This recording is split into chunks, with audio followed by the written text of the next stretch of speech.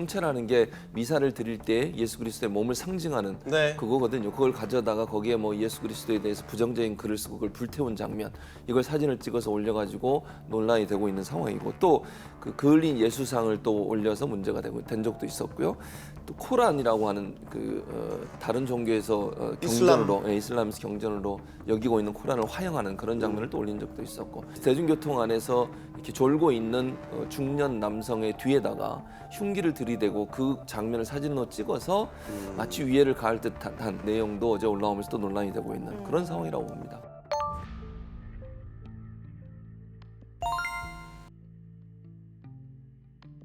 일베 사이트 같은 경우는 여성을 극단적으로 혐오하는 글들을 올리고, 워마드 같은 경우는 남성을 또 극단적으로 혐오하는 글을 올리고, 차별을 받고 있다는 생각 때문에 그래요. 그러니까 다른 사람에 비해서 내가 차별받고 있든, 성적으로 차별받고 있든, 뭔가 불평등하다. 그렇죠. 예. 너 연령 때문에 차별받고 있든, 이런 여러 가지 차별이 있다고 하는 것은 불만의 표현 방식이 결국은 차별을 하는 대상이라고 판단되는, 지목되는 대상을 향해서 공격적인 성향으로 나타나는 것이거든요.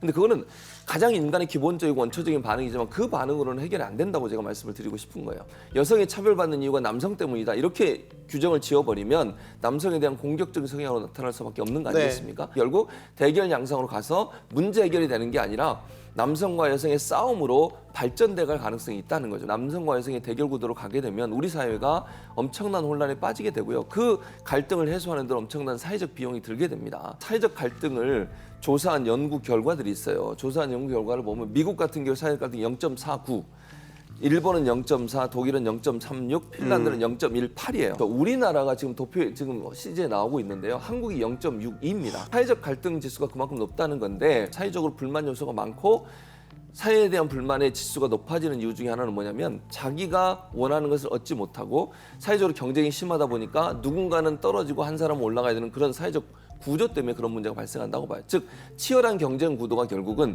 문제를 악화시키는 문제라고 보일 수 있거든요. 그러니까 우리 사회가 그만큼 경쟁이 심한 사회가 됐다는 것이죠.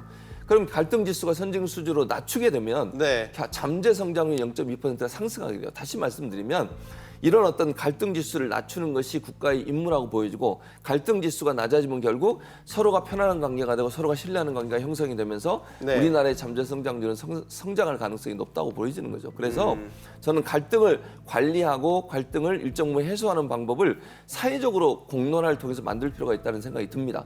그래서 결국 어느 한 대상을 공격의 대상으로 삼는 것이 아니라 함께 얘기하고 토론하고 대화해서 합리적인 방법으로 문제를 해결하는 시도를 하는 것, 또 불평등하다고 주장하는 여러 주장들에 대해서 함께 고민해보고 생각해보는 그런 사회적 분위기가 만들어지게 되면 결국 해결의 방법이 될 수 있다고 저는 생각을 합니다.